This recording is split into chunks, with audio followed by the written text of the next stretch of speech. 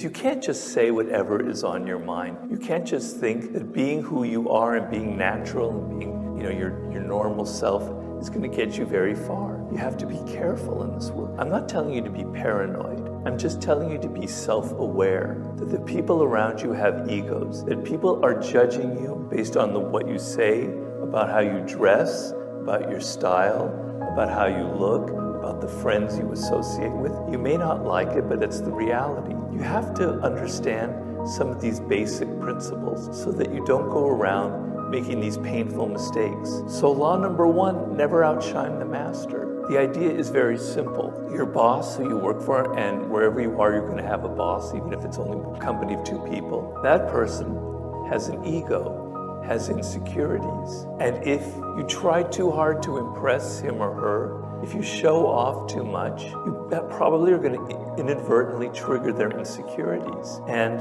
they're going to do weird things to you. They're not going to say, "You made me feel insecure. You made me think that maybe you're after my job." Instead, they're going to fire you, or they're going to put you in a bad position. They're never going to tell you what exactly the reality is. Your attitude is either opening or closing your mind, making you a conventional thinker or a youthful, creative maverick. Now, there are 2 sides to this power of altering your attitude. The first side, the one we have been exploring now, demonstrates the power you have by altering your attitude will alter your behavior, making you less fearful, more open and creative. The other side is the social effect, the effect that you have on other people through your attitude. This creates what I call a self-fulfilling dynamic. And if you can understand this concept, it is like magic. It gives you the power to influence people in this world.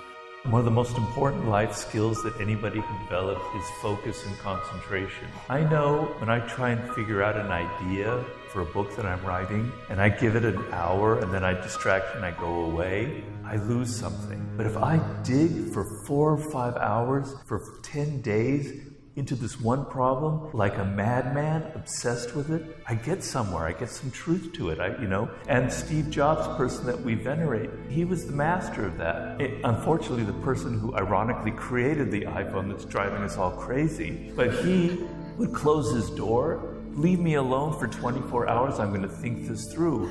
You don't realize the power that you have with your brain when you focus on something simple for enough time. It's like a drill boring into a piece of wood. You got to keep on boring and boring and boring until you get all the way through. Sometimes what happens to people, they leave the apprenticeship phase and they feel like they've learned it all. And they stop this process of feeding the brain experiences, and it all kind of dies, and they become what I call conventional. I say that children are born with what we call an original mind, which is a creative in a childlike way, and that what happens to people is they get a conventional mind that goes around in the same grooves. That's what Steve Jobs called it. It's like the grooves of a record. You just go round and round and round. This mind that I'm talking about is the dimensional mind. It has vast dimensions that it can explore because you fed it. And when you enter this phase, you want to keep that momentum, learning more, practicing more, experimenting, failing if you want, constantly feeding it with new experiences. And that creativity comes of its own because that's how the brain operates. If you're more interested in your own ideas and your own problems, that's where your energy and fascination goes. But you must realize that the people you're dealing with are weirder and more interesting than you could ever imagine. I like to tell people, think of the people you deal with as if they were characters in a movie. I had a job once where I was really depressed, people I thought were really awful, and I imagined that they were actually figures in Greek mythology, and I had to figure out which one each one of them was. It helped me a lot because now I had to think about their lives and their childhoods and what made them the way they were. So the people you're dealing with are much more interesting than you imagine. If you can turn that energy around and you can start placing yourself in their shoes, it will go a long way to taking that self-absorption and turning it outward. Sun Tzu wrote that in every battle is won or lost before it is ever fought. And basically what he meant was something is going on in the mind, the strategy itself, that is either right or wrong. And by the time you arrive for battle, you've either won or you've either lost. But the battle he's referring to is the battle in your mind. If your mind is filled with all kinds of ideas from the past, if you repeat the same formulas that you've used again and again, you have already lost the war. If, on the other hand, you try this other approach and you ground yourself in this idea of do not fight the last war, which I maintain is the foundation of all solid strategic thinking, you have already won the war before it even happens. Boredom is a great thing in life. You want boredom. If you don't experience moments of boredom, then something is wrong with you. And the reason is that when you're bored, you have to develop internal skills for dealing with it. You have to learn how to, with your own mind, find ways to entertain yourself. And so the worst thing that happens are people go for instant gratification. If you can deal with boredom, you understand that greater things will happen if you postpone your need for immediate gratification. So boredom is teaching you something. It's telling you develop your own skills. So instead of grabbing a video game to entertain yourself, when I was a kid, we had to invent games to deal with the boredom when our parents left us alone. We had to become creative and inventive. So you want to feel boredom. Boredom means that you have to do something yourself to get over it. You have to develop those internal muscles and go, I've got to entertain myself. I can't turn on a show. I can't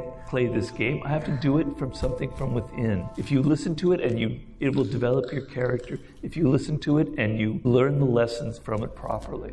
There's a quote of this French philosopher, Baron de Montesquieu, a political philosopher from the 18th century that I kind of like, and it goes as follows. We have 3 educations in our life. The first is from our parents, the second is from our schoolmasters, and the third is from the world. And the third education contradicts all that we learn from the first 2. And basically, what it means is you go and you learn all of these skills and all these very important things at university, but essentially, the years that follow, what I'm going to call your apprenticeship, requires a different way of thinking. The rules are completely different. It's not the same. In fact, many of the things that you learn and many of the habits that you learn early in your life are actually the wrong kinds of things that are going to help you, that you need in this path towards mastery that I'm drawing. According to Keats, the Shakespeares of the world, the highly creative types, cultivate what he calls negative capability. They can negate the ego and its anxieties. They are not in a rush to come to a conclusion about the world or any new phenomenon. They are completely open to entertaining this idea or that idea at the same time while continuing to observe what's going on around them. They can look at ambiguous or contradictory evidence and not be disturbed or feel the need to explain them away. This ability to withstand what seems mysterious, to manage the lack of knowing something with certainty, is the primary quality of all creative people, no matter their profession. The key to the ability to transform ourselves is actually insanely simple. To reverse this perspective, stop fixating on what other people are saying and doing, on the money, the connections, the outward appearance of things. Instead, look inward. Focus on the smaller, internal changes that lay the groundwork for a much larger change in fortune. It is the difference between grasping at an illusion and immersing yourself in reality. And reality is what will liberate and transform you. Once you experience the freedom and sense of power that comes from letting go of the past and facing life with a confident, life-affirming attitude, there will be no turning back. You will stop listening to people who try to arbitrarily set limits on what you can achieve. And you will have that touch of madness and insanity that all great inventors and builders have. Just enough madness to try something that no one else has tried before, and just enough insanity to pull it off. I compare this uniqueness that each one of you has to a voice that's inside of your head. It's telling you, You should be doing this. You should be doing this. It's what fits you. It's what you're good at. But what happens with all of us as you get older is that voice gets weaker and weaker. You listen to your parents who say you need to be a doctor or a lawyer, you need to worry about making money, You listen to peers who are saying, this is a cool job, this is the kind of profession you should be going into. You start thinking in terms of what really matters is I have to be comfortable, I have to look for a position that's comfortable. To the point where you could graduate from college, you could be in your early 20s, and you have no idea who you are. That voice is totally drowned out. And you end up going on a career path that seems right. You're going to make money. It's all, everything's figured out. And in your 20s, you can kind of fake your way through it because you're young, you're energetic, you're smart and everything. But what ends up happening as you get older is you're not so engaged with that subject. You're not learning it as deeply as other people. You're not really focusing as much as you can. And by the 40s, something very dangerous can happen. You could be made redundant. Someone else comes along who's younger and cheaper than you. And now you're pretty much screwed because you haven't built up the skills that you needed to build up to adjust your career.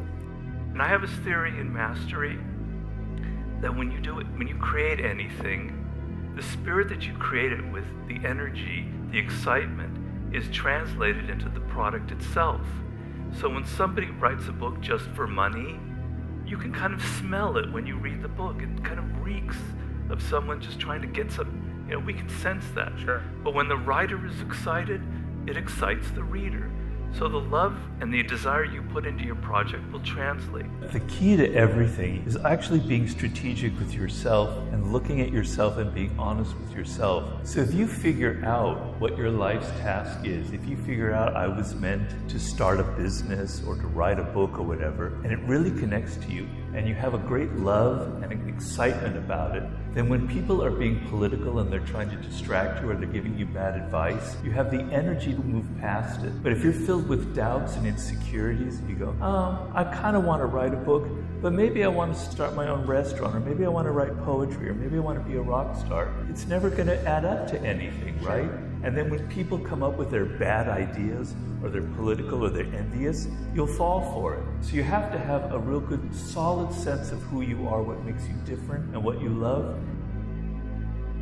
Over the years, I've given many talks in many different venues. Some of the most exciting have been at the Oxford Union and my TEDx talk in Brixton in England. And so following is a compilation of all the different talks I've given over the years, and hopefully the best moments from them, because they're actually quite long. So I hope you enjoy. I think of Leonardo da Vinci, who had a quote at the end of his life saying, after you've worked really hard during the day, you've toiled at something, you go to sleep and you have this great feeling like you accomplished something. But when you die, do you have that same feeling? Like, I did something, I accomplished something, now I can die in peace. And I think the worst thing is in life would be to reach the age of 60, 65 and go, God, I could have been so much more. I could have created something. I could have done what I said I was going to do. I could have written that book, but I didn't. To me, I tell anybody, if you're in your 20s, don't ever have that feeling. And it'll come quicker than you imagine. Realize that you want to reach that end with a sense of, I did what I felt I could do when I was a child. I had these dreams and I reached them. We see the book or the project that brings the money and the attention. In other words, we see the visible signs of opportunity and success.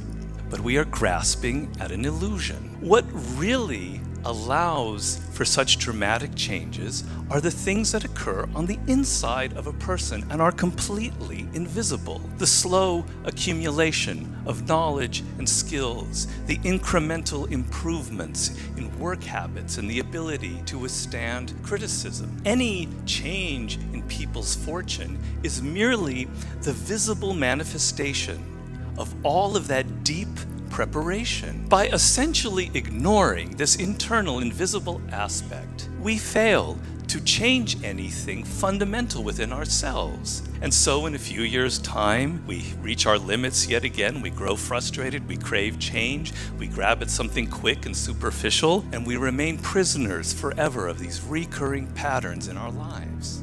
I want you to get over this notion that I find so annoying, that so many people have, that success and power in life is dependent on something like genetics. Like some people are born with a larger brain, or they have wealthy parents who are able to send them to the right school, or it's all a matter of luck. What really makes people successful and powerful in life, and it's not just me saying this, I read hundreds of books on the subject, what makes people successful is their degree of motivation. Okay, I could repeat it 100 times, but it's true every time I say it. When you are motivated, when you feel yourself emotionally engaged in the subject, you learn faster. You learn what could take somebody 10 years to learn, you can learn in 2 years. When you feel emotionally engaged with something, you're able to push past all the obstacles. You've got to know what you don't like. I remember when I was about 24, I was a journalist living in New York, and I had written this article about traveling through Italy. I thought it was a great article. And the editor wanted to have lunch with me. I thought, oh, great, he's going to praise this article. He brought me in. She started telling me, Robert, you're never going to be a writer. You need to find some other career in your life. You need to go to law school. Just forget it. You don't have the tools. Your writing is all over the place. My reaction, of course, initially I was a little bit upset. Eventually I said, no, that's not true. What is true is that I'm not made for journalism. I know what I don't like. I don't like journalism. I don't like working in large corporations. I don't like the politics that is involved with 20 or 30 people. I need to work for myself. If you could teach every child in the world one lesson, what would you teach? Well, the lesson is, so what makes children so different, we started off talking about that, and so unique, is the sense that they feel ignorant. And because they feel ignorant, they're curious, right? I don't know what's going on in the world. I don't know why this is happening here. I better read about it. I better learn about it. I'm curious because I don't know why things are the way they are. Okay? And then you get older and you think you know everything. You know, I don't need to think about that. It's so obvious. I read it in a book. Science has told us this. You know, I read on Amazon. I read on a podcast. Robert Greene said this. I understand what the world's like, right? So you want to tell the child to keep that sense of ignorance, to keep that sense of you don't know what the world is about and that you're curious. Do not lose that. The great proponent of that in history was Socrates, who believed that there's no knowledge without ignorance, that you always begin from the proposition that you do not understand. And from that sense of I do not understand, you're open. You're open to different explanations, to different possibilities. Do not lose that. Do not lose it. That is a skill. That is what makes an Albert Einstein who he is, because he retained that childlike wonder. That is what makes a great artist, you know, one who thinks about things deeply and originally. They retain that sense that they do not understand and they want to learn. So learning is the most exciting thing in the world, for me at least. I don't know for other people. When I feel like there's something I don't know and I learn about it, it's as good as sex almost, I can say, you know, it's just exciting. It's almost like a mental orgasm. I'm learning something, right? But you can't learn things if you think you already understand the answers, right? So I want to tell that child to retain that curiosity. And they have a phrase in Spanish that the Pedro Goya used even when he was in his 70s, and it's aún aprendo, which means I'm still learning. So you always want to keep that. You always want to aún aprendo. You're always learning things. I enjoy listening, because if I speak a lot, I'm just recycling what I already know. But if I listen, I might learn something new. Yeah, but I'm doing all the speaking. No, just in this case, you. But you also learn because you're a curious human, and that's how you said 6 years now on the current book. That's a learning. What is a piece of advice you've never forgotten? It was a negative advice. I've told the story before, but I was living in New York, probably about 25 years old. I was writing for a magazine. It was a magazine for Italian Americans, a glossy magazine called Attenzione. And I'd written an article about traveling in Italy, which I thought was a very good article. Then the editor of the magazine has me out for lunch. And he's kind of this older guy who ends up as kind of an alcoholic. And he's having his like second martini during lunch. And he says, laying it to me, he goes, Robert, you know, I was looking at your article and I want to give you some advice. My advice is you're not a writer. Give it up. You don't have the right mentality. You're not disciplined. You're writing all over the place. You're not controlled. You're not really communicating the way you think you're communicating. It's not the right kind of what we need for our magazine. If I were you in this kind of harsh world, I would go to business school because it's going to be very hard for you to earn a living as a writer. Kind of reeling from that for several days. And then I'm thinking, because inwardly, I'm a pretty tough person. I'm going, well, you know, maybe there's some truth to what he's saying. And the truth is, I'm never going to be good at journalism. I don't like journalism.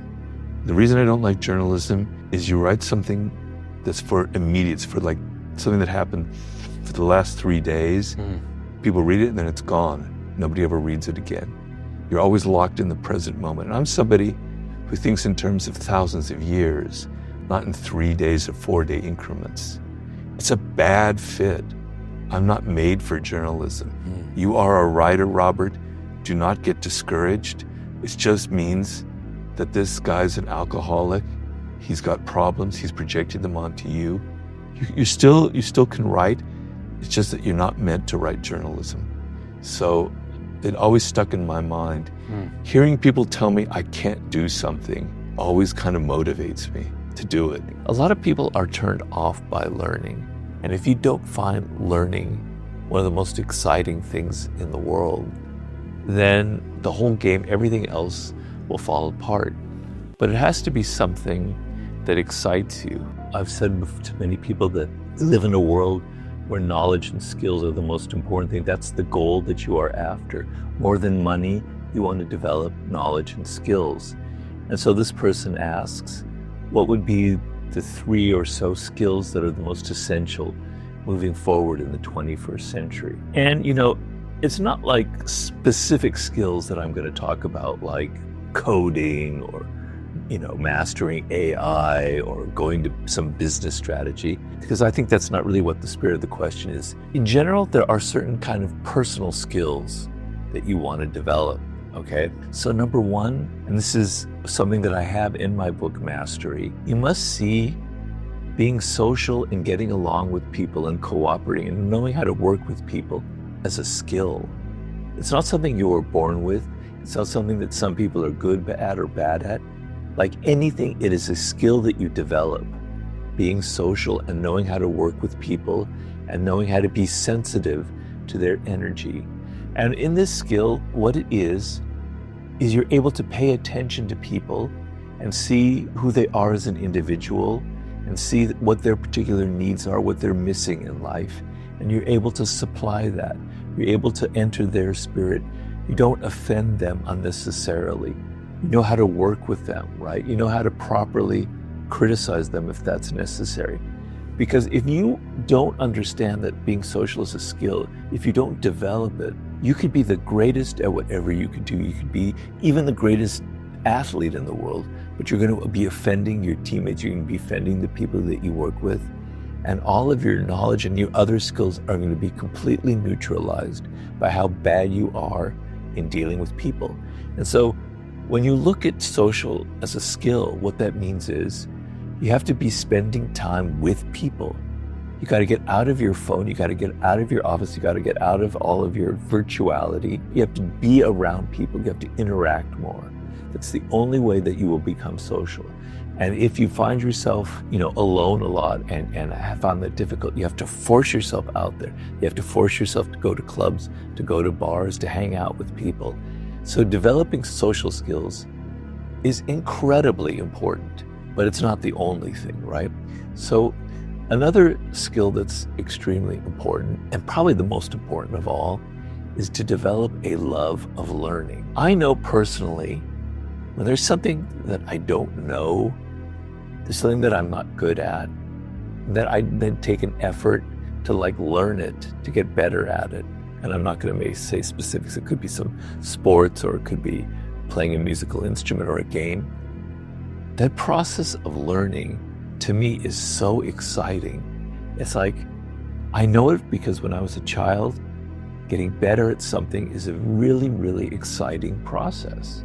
So I will give you an example. Years ago when I was writing the war book, I got myself a pool table because I wanted something to take my mind off the war book, which is really heavy and was like kind of driving me crazy. And I wanted something where I could just kind of feel the strategy in the game itself and just kind of get out of my head. And at first I was really bad at it, but slowly I got better and better. I was practicing, I was playing against myself, which is pretty easy. And I would read books about it and I would practice certain shots. And when I could make like a double bank shot and things like that, or put spin on the ball, I was so excited, man. This was really great. The feeling that you're improving at something. A lot of people are turned off by learning. And if you don't find learning one of the most exciting things in the world, then I think you're never going to develop the whole game. Everything else will fall apart. But it has to be something that excites you. If you are somebody who's interested in literature and you try and learn algebra, that could be interesting. You may enjoy the challenge, but you won't learn as much because you're not really that interested in it, right?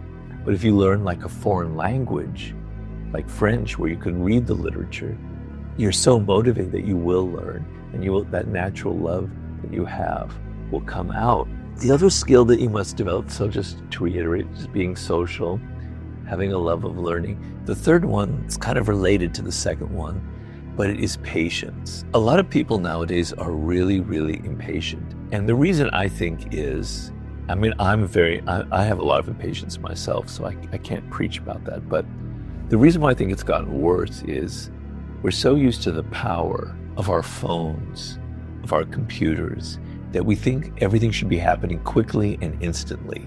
If we have to wait 5 seconds to get a piece of information on the internet, we're thinking, oh my God, it's taking so long. It's taking so long to download.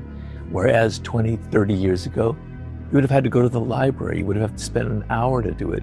You learned how to develop patience to find things. But people are so impatient because everything is so quick and easy and powerful right now. So you want to be able to slow things down. You want to have the ability to say, if it's going to take me an hour to learn this, if I have to spend time practicing something that's tedious, I'm okay with it. I like the slowness. I actually embrace the pain that's involved. So learning anything, developing any skill involves pain. When I first got that pool table, I was so bad at it. It was so frustrating. And it really made me kind of upset because I like being really good at things, right? But I played every day and I got better and better and better and better. And then I remember one day, I mentioned this before, I was playing with 50 Cent in his office and I beat him 3 times in a row, and he's a pretty good pool player. I felt, wow, man, I've arrived. But then I had a humbling experience a few days later when I went to this pool hall in Manhattan and I got creamed by this other guy. So, kind of put it in perspective. But I was getting better at it. I had to be patient because at first I really sucked at it. So developing patience is an absolutely critical thing. And related to that, so all of these things are kind of related to that, is the ability to be bored, right? So sometimes boredom is a good thing. Sometimes being frustrated in what you're doing is okay because it forces you to be patient and to slow things down as well. One other thing I would say is, and I had a interview about this, is the skill, it is a skill of managing your anxiety.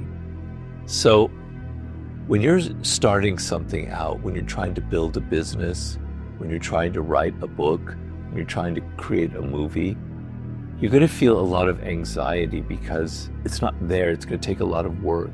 You're looking at, for me, years of work to produce it.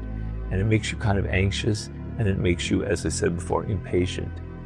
But being able to deal with your anxiety and being able to handle it and manage it and not get in a hurry to get to the goals that you want is very important. Those elements of dealing with boredom, dealing with anxiety, and impatience are all interrelated.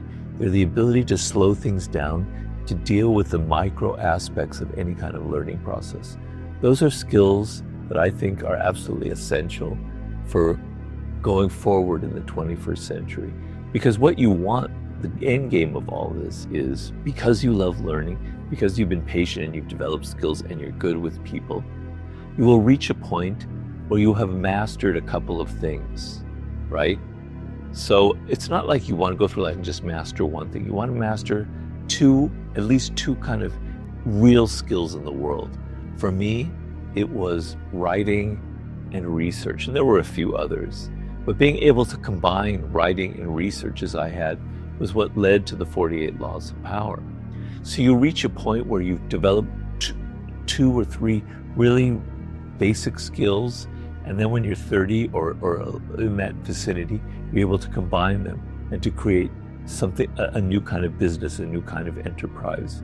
And because we live in an age where there's so much information available and so many skills you can learn even online, developing that, I absolutely guarantee that something brilliant will happen for you. But if you don't have the patience and the love of learning, then none of this will ever matter. So those are the skills I think that are essential.